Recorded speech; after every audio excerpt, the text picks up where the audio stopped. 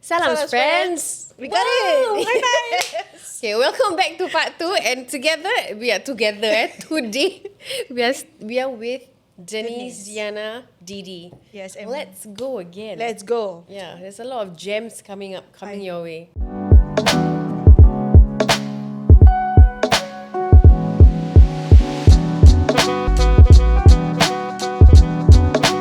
I ask you, both of you, if you had one comfort food you can eat forever, what would it be? Because we are fasting, right, today. So like, I'm hungry. Yeah, so I'm just asking. You're asking me prawn Yeah. noodle Prawn So noodle. it's not already so it's prawn noodle confirm prawn noodle lah. Yeah, I can eat it every day. If I'm not scared of dying of cholesterol, yeah, I will eat it every day. Now I'm craving for prawn noodle. Yes, yeah. Then when she thought prawn noodle, I'm like, oh no. Oh, lama. Yeah, because she That's asked me my- just now if we wanted. So I said no, it's okay because we are cooking, right? But it's okay. Next Maybe time. yeah, next time. So what's your comfort food? Wow, I'm so boring. I don't know. I don't have a comfort food. You just stop yourself. Yeah, right I was there. like thinking. Comfort food can be anything, right? Yeah. Okay, I really like steak. She really likes Medium rare? A medium. Okay, as long as you're not the congratulations No, person, I can but talk to yeah. you. If you're the congratulations I'm learning person. medium rare. I'm learning. Yeah, but that's like another world lah. Oh. Right, the medium rare people lah. You're a medium rare, right? Yeah. I don't think you can eat steak any other way. Yes, I agree. Yeah. And then when you progress to medium rare, you progress to beef tartar, okay? Yes. Oh, With okay. egg, Really, legit, Yeah. Okay, we have to try. We Yeah. have to try. So what about you, Sheena? What's your comfort food? What's your favorite Wow. comfort food? This is going to be very weird. My favorite food is biryani. I think a lot of people know that. My mom's biryani. But my comfort food really is like mee sua. I love mee sua, yeah. Mee sua in what? What? In soup? In soup. Soupy soup broth with mee sua lah. Then you should come my shop and eat oyster mee sua. I sell oyster. Is it the Taiwanese Shilin oyster chicken mee sua. one? Yes.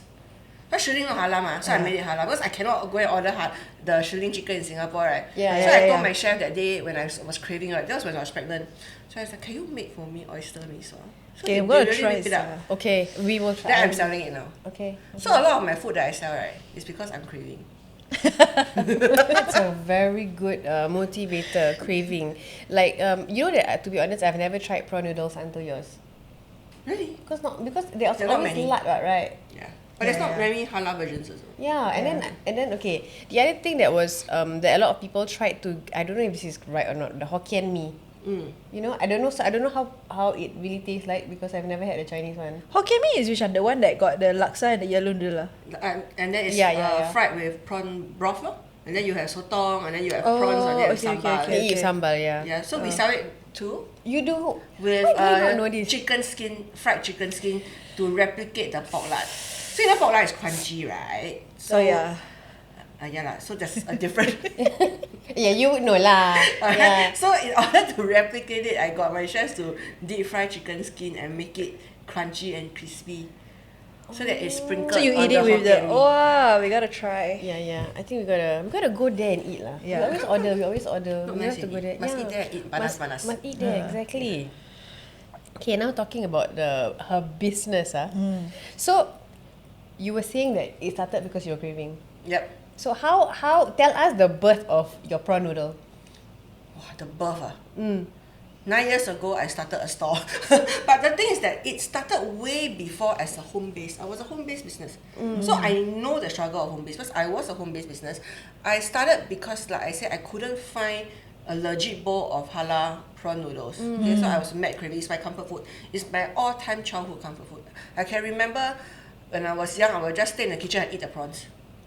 Okay? Wow. So I cook at home, and my first customers were my husband's family. Because they have raya gathering Yeah. and everything, right? So by the time they come to our house, our place, right, they have eaten all the lauts in the world already. So when it comes to this person's house, there's no point of me cooking ayam masak merah, rendang. True, I will true. fail at it miserably. They will not like it because Yeah. it's not cooked authentically. So prawn noodle lah. So that's the first time that I launched it to them, and then they were like, okay, this is nothing like mee rebus, nothing like mee soto. Yeah, it's Different. Different, alright? So that was how it started. we started as a very small hawker center, at a small hawker center in Toa Payoh. It was just a store.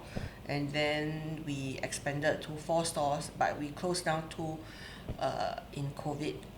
So if you ask me, the business journey wasn't a smooth sailing one. Okay, there were many ups. I think a lot of people, they only see the ups. We didn't see the downs.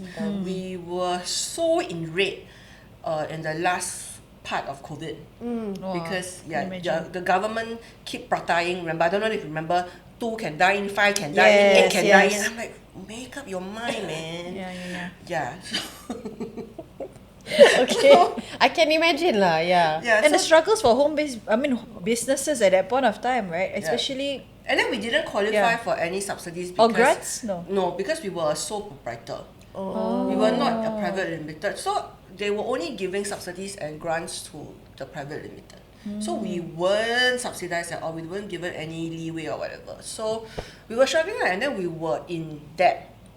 So we decided that at that point, if we didn't close, we would have bankrupted ourselves. So it was very painful. You had 4 stores in total, Yeah. 4 shops, right? No, so first was at Toa Payoh, right? Toa Payoh, second one was at Jurong, third was at Chai Chee, and then fourth was at Woodlands. Okay. Yeah, so we closed Toa Payoh and Woodlands during COVID. Yeah. So now you only have Kembangan. Yes, so we decided to let go of the Jurong outlet because the rent was increasing, and then we were also given the opportunity to take over the entire restaurant. So all before Kembangan happened, we were all renting stalls. Okay. So be it in a hawker center, be it in a coffee shop, we are just only selling prawn noodles. Okay. But when we were given the opportunity to take over the entire restaurant, we grabbed. And then we now have like zi cha, we have Western. Nice. We took over, we have 100 over dishes on the menu. So it's completely different now. But going back to that COVID era, right, we would have sunk if we didn't close. Yeah. So what led me to you now was because of Thermomix. Right. And Thermomix was the one that saved our lives. Okay. Yeah, because when it was, I can tell you honestly, right, it was also, thank God, that when one door closes, he gives me, I always say that he gives me a window. He really gives me a window to maneuver out from, whatever that shitty situations. So I got brought in to become an advisor, and I think that during COVID, everybody was not going out, so they were cooking at home. Yep. Yeah, so that sales boomed. Yeah, and I managed to, for the lack of a better word, earn a lot of money and clear the debts. Yeah. So clear the debts of the shop. So what I was doing is that from this Thermomix business, I go and fill up the hole that Deanna's Kitchen was incurring. Right. Yeah, and that went on for 2 years. Wow. So it was actually subsidizing whatever in the rate that we had as a hawker. Understand. Yeah. So then we have thank to Thermomix as well that the money that I got, we managed to use that sum of money to take over the restaurant. So I always say this, I'm very thankful to my Thermomix customers. It's because of their business, I'm able to salvage my primary business. Alright, and then it led me to a bigger expansion. So this, every customer that I met, be it telling them directly like this, or in my social posts, I always attribute the success and the continuation of DK signatures through my Thermomix customers. It's always them. Interesting story. So we met because of Thermomix, right? And it's not even me, So my mom was upgrading her Thermomix from a 6 to 7. Okay. And then my aunt was like, can you just go so your mother understands the technical part of it? Okay. Because you have to log in and everything, right? So I was like, okay, fine, I'll go. So I had no intentions of getting a Thermomix at all. Until I met this woman. Because she did it, and I was like, from far, right? I was like, oh my god, that will save so much of my time. Everything is just there. So I kept quiet. Then I went back, I messaged her, babe, I think I want to get And I have been using it because it's like therapeutic for me. They've been not selling, but they've been saying how good Thermomix is because I don't Yeah. have a Thermomix. Yeah, I was telling her Time to that. get one. Say, go look for Denise, for her Thermomix, you know. But when I move house, Yeah, so when Yeah. she comes to your house to do it, right? I want to be there, okay? Okay. Okay, thanks. Can. I'm very capable because it's interesting what can be done on the Thermomix. And this is Yeah. not even a paid advertisement for Thermomix or Deanna, okay? By the way, I'm just saying that that's how we met. Yeah. Yeah. So it's like mashallah lah. Like one thing led to another. Didn't even want to buy Thermomix, and then you came along, helped my mom up. My mom was so happy. My auntie was so happy, and then I called her. And then now I'm very happy also. Then I realized that I really like her as a person, so I called her for classes. Mashallah. Yeah. One thing that inshallah. I'm really very thankful for the class because, like I say, it's so difficult to find English classes, and it's conducted by really one of my favorite ustazas. Yeah. Okay, she Mashallah. inspires me so much. I love her to bits. I don't know whether if you guys know, but she contacted me before I went for Umrah, and she told me that, hey, are you free? Let me give you a crash course on what to do. Oh, So mashallah, we met mashallah. at a cafe, and she gave me a free 2 hours crash course on what to do during Umrah. And she's the one who contacted me. I didn't even ask her for it. She was just so kind. Yeah. Yeah. So That sounds like her. yeah. So the thing is that I'm forever in debt to her, and when you ask me to go for a class, I would jump. Yeah. Yeah, and that kind of friendship that I see you ladies have, I think it is so amazing. It's really so amazing. Inshallah. Welcome to the sisterhood, by the way. Yeah. We all, inshallah, will meet each other again in Jannah. I Yeah? mean, With her Thermomix business there also. Okay, we've spoken about business, spoken about her revert journey. I think another thing that, you know how we are very big on it, and I think we are kind of advocates for, is like the fertility journey, right? yeah. So I know that you were trying, you were trying for a while, weren't you, after your Very first long. So 12 years. 12 years? Yeah. Okay, maybe you want to tell us a story. Because I think what I'm suffering from is secondary infertility. Yeah. It's actually quite a common issue with people in their 30s or in their 40s. They find themselves getting quite easily pregnant in the first time. Then subsequently, right, they are unable to get pregnant again. That is what secondary infertility is. Oh, thanks for raising that up. Because, right, I've always had this impression when people say when you have your first baby, to have your second baby very easy. That's the impression that I had. I think Because they like technically you're fertile, right? Yeah. And you know, it's Yeah. easier to get your second you know, child. it's so weird because like if I was listening correct, someone was talking and then like they said that now infertility rates, like 10 years ago it was 1 in 6, right? Now it's 1 in 3. And I think secondary infertility was 1 in 12 or something, and now it's 1 in 5. Which is very alarming. Right? Okay, anyway. Okay, sorry to cut you. Yeah, I think it's really got to do with our stress.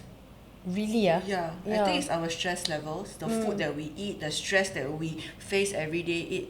I think it does. Play a part lah, Yeah, for it sure. plays a It's part. our lifestyle, right? It's part of our lifestyle, right? Correct. The coffee that we drink, Yeah. it also plays a part in infertility. So, I got pregnant 2 years after I gave birth to my eldest. But the thing is that it was ectopic. Oh, So the fallopian tube. Yeah, it's called a corneal ectopic. So the fertilized egg didn't travel down to the womb. It got stuck at the tube. So I thought that my husband very cute one. When she went for that appointment, right? He asked the doctor innocently, so can you all do a surgery to move that fertilized egg back to the womb? I was like, I'm right here. I wanted to support him. I was really crying, you know. And then he asked very innocently whether can it be salvaged. Yeah. So what I recall about that journey back then was I went for a scan at the scanners, and that lady actually turned up the sound. I could hear the heartbeat. Oh my god. I could hear the heartbeat. And I broke down. Yeah. So that was one thing that I will never forget. So they sedated me, and then they have to cut off that tube. Wow. Because it was stuck. There's no way that it can be to Move, go to How anywhere. far along was it already?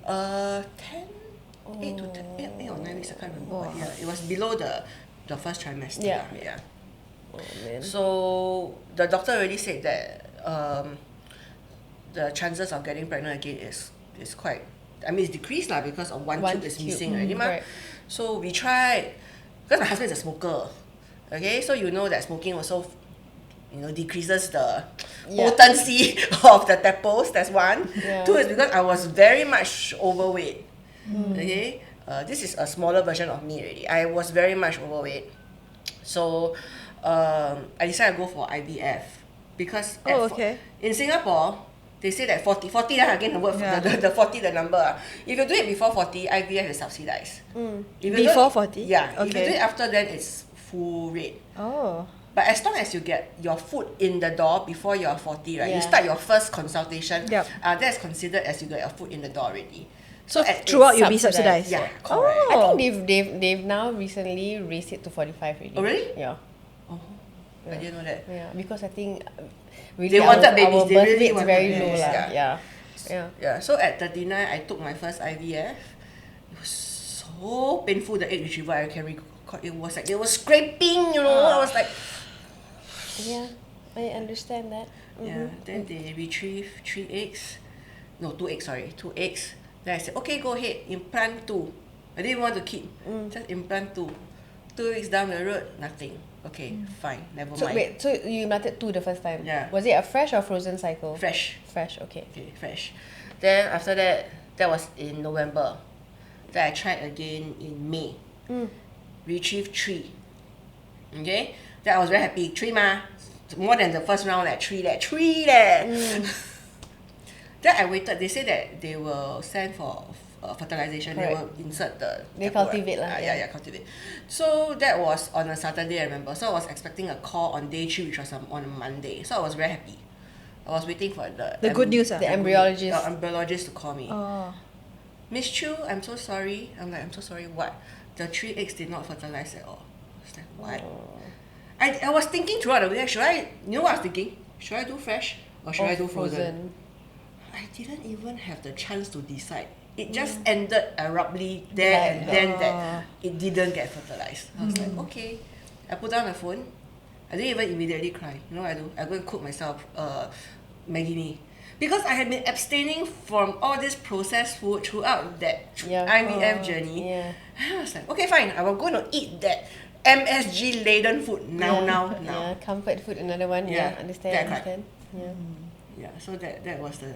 So your idea. second retrieval was 3 eggs, and then none of it survived lah. Yeah. None of it grew, right? Yeah. And then did you do another cycle after? No, I was supposed to do in 2025 January, but I told my husband, let's go for Umrah first lah. Let's go and pray for a baby lah. I mean, okay, to be very honest, I'm someone who's very happy that I only have one. Okay, at his 14, I mean 13 back then, I felt that I have graduated. I have ORD already. I can bring him to adult places, Yeah. and I don't have to care anymore. That year when I found out that I got pregnant, I was at Osaka at USJ. I told myself, oh, thank God, this is my last time I'm going to sit roller coaster. The last time I'm going to sit and look at Mario World or whatever. The next year, I'm going to bring him to New Zealand and do RV. Okay, that was my plan. Okay, I honestly I thought I graduated already. No more. This is not Harry Potter crap. Enough. Okay. Okay. Even on the plane, right, when there was a baby crying next to me, I was like, oh, thank God, I don't have to face this. Then my son turned to me and said that, oh, mommy, really, thankfully you don't have a baby yet. You thought that we would be like this, the baby was crying the entire night because you took a red eye flight. Okay. The baby was crying the entire night, She was like, oh, thank God you don't have. Thank God. Okay. Bam, I found out I was pregnant. On that trip. On that trip. Inshallah. God has his ways. Yeah. So we went for Umrah, and like I said, I didn't want a baby, to be very honest. Okay, so After trying for IVF and stuff like that, you're like, to okay me, lah, that's this it lah. is something that my husband really wanted. And to be very honest, he wants a girl. He wants a daughter. Okay. It's his ultimate wish to get a daughter. Yeah lah. It's like dads and daughters, right? Yeah. So I told him that you go for Umrah, you go and pray for a baby. And I can tell you honestly, I didn't pray for a baby. I asked Ustazah Liana that day when she met me for the Umrah crash course. I told her very honestly, we are going there because my husband wants to pray for a baby, but deep in my heart, I do not want a baby. I am happy where I am. There you are. Yeah, okay. Then she just tell me that you go and pray that whatever that's good for you, God gives you. So when I'm there, I was very mindful of what I was doaing. Yeah. Okay, because I tell you a sad story. 1 year I doa for a break. Okay, God let me break my feet, broke my foot. I couldn't walk. I couldn't do anything, no. and He literally made me take a break on the sofa. Okay. Okay, so I Must be very careful. Yeah. so from that thing, that episode, right, I know that I have to be very, very careful with my words. So I didn't specifically pray for a baby. What I said was, Ya Allah, please grant me whatever that is, you think that is good for me and my family. And the second thing is, please fulfill my husband's wishes. Whatever that day it Okay. is. But I didn't want to kill it for him, you see. Yeah. So I made that provision like, if you think what he thinks is what he prays for is good, The then best, please yeah. grant him fulfill his wishes Then bam. Yeah. And then you have Apui, Yeah, I have Apui. which is like So like it's naturally conceived. Yes, not IVF. Oh, mashallah. And you've been trying. Yeah. I've been Technically. trying, and the best part was, okay, I took period control pills. Like usually, like when you go for Okay. Umrah, you take period control pills, right? So immediately at Medina, I stopped. Okay, I stopped taking. So my period came on the last day when I was at Medina. It came, and then immediately after that period thing, right? Ovulation, it happened. I got pregnant immediately after I came back. Wow, mashallah. Yeah. Immediately, there was no break. There was never no break. Immediately, yeah. Then- November I completed my Umrah. December I got pregnant. oh my. Okay. I got This is- goosebumps. Okay, mashallah, mashallah. Okay, Mashallah. that's good. So Allah really wants you to have lah. He answered your husband's prayers. Yes, he huh? answered my husband. And he answered yours also, because what's good for you. Yes, Right? alhamdulillah. Alhamdulillah.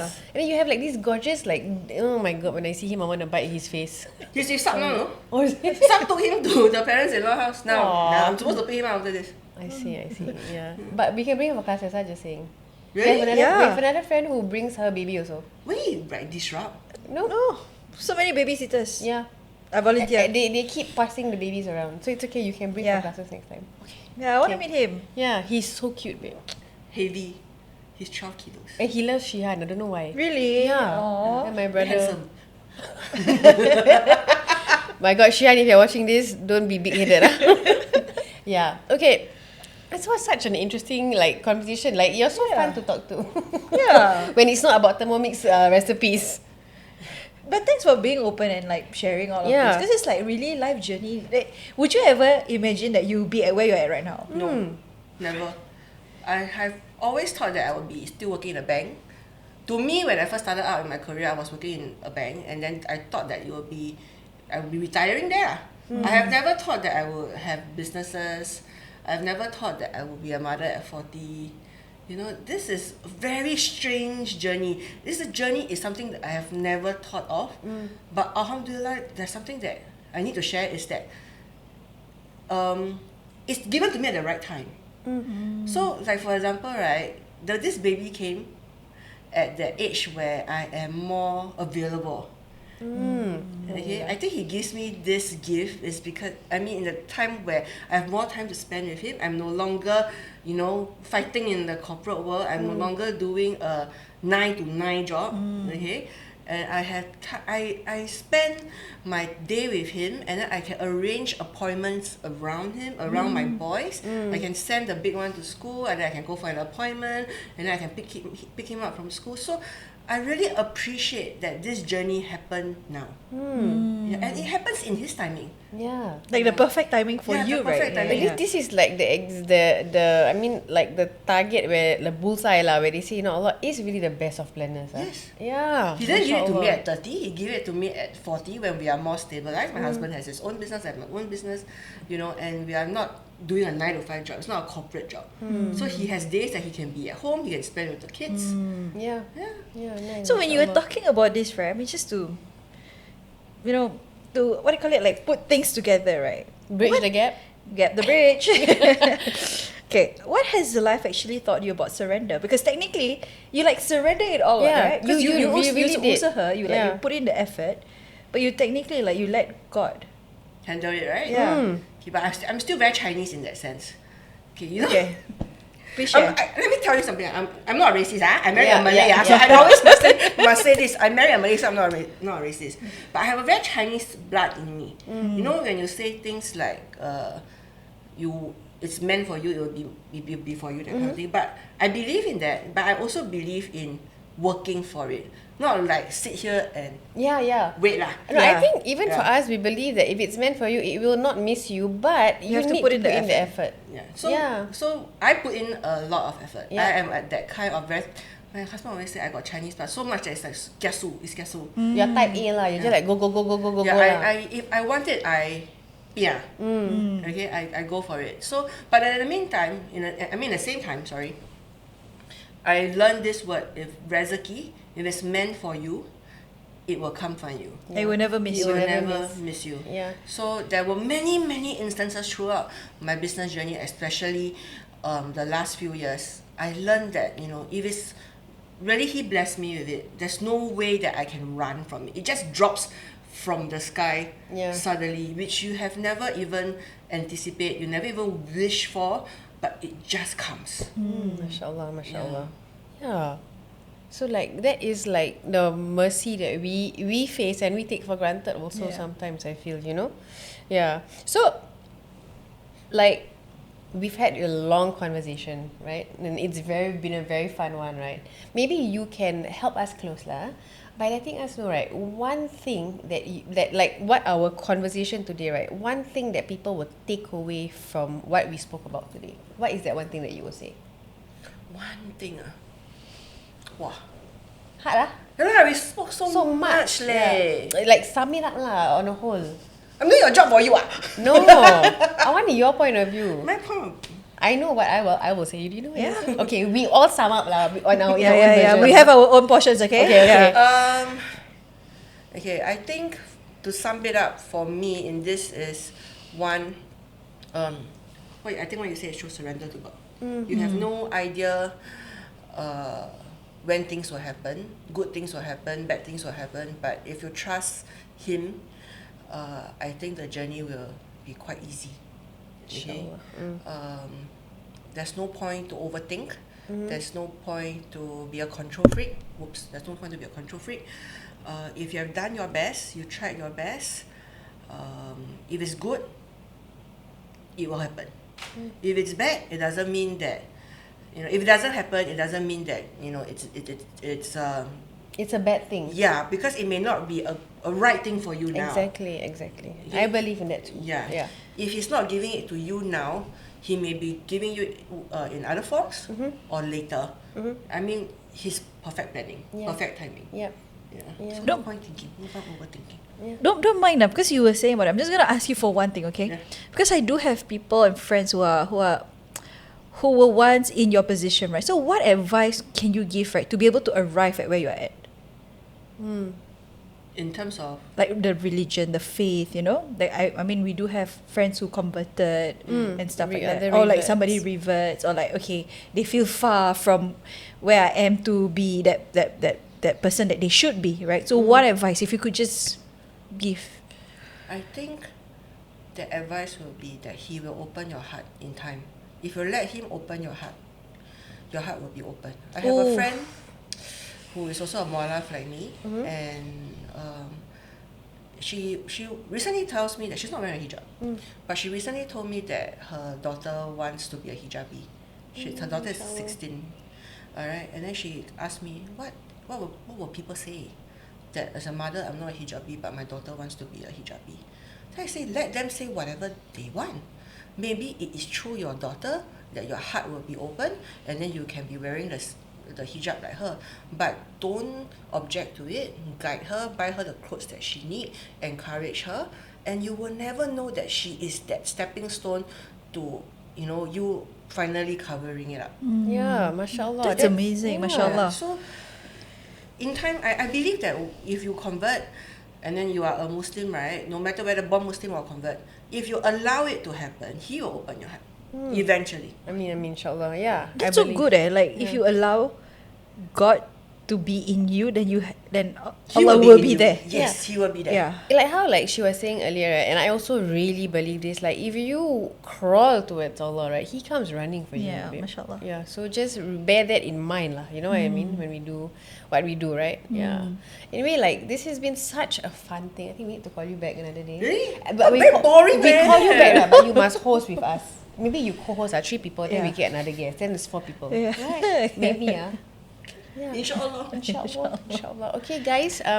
If you, as usual, if you have any questions for Deanna, if you would like to engage her for Thermomix demo, if you would like to try her noodles, if you have anything that we have spoken about, any comments, about what we have spoken about today, if you're a mu'alaf or you're thinking of reverting, can they reach out to you? Like, if they have any questions or whatever, Yes, you can. Yes, they can. But I may not be I don't give perfect answers. I just have to tell you that I don't give perfect answers. Yeah. She's not a professional, but she will help with the experience she has. Yes. Right? Yeah. So if you have any questions, drop us a DM, message us, WhatsApp us, comment. What else? What email. Email. Whatever. However you can reach us, please just contact us and let us know so that if we can be a source of help, inshallah, we'll be more than happy to be that source of help. Yes, and thank you so much, thank Didi, you for being here and for being, number one, like very honest and open about your experiences, because we are all here learning from one another, you know, and there's no perfect way to learn the religion as well. Yeah. Right? Yeah. And whatever you said, it to me, I find it very, very inspiring. You know, and there's a lot of things that I will take away with me, inshallah. And I'm just so like, also, then when you talk about your story about all the procedure that you wear for your skin, and then I was like, wow, that's so much, how much faith, that you have. And that was a beautiful story. I will never forget that, man. That's like a core memory for me, really. It's a core memory because it's so pain. So don't worry. I will remember it for life until I enter the grave. But yes. So anyway, please reach out to Didi, Denise, if you have any questions or like, if you want to know about Thermomix. I think I will be the one next reaching out to you. I will be the capo one coming to join them. Okay, friends, as always, Assalamualaikum. See you for the next one. Bye.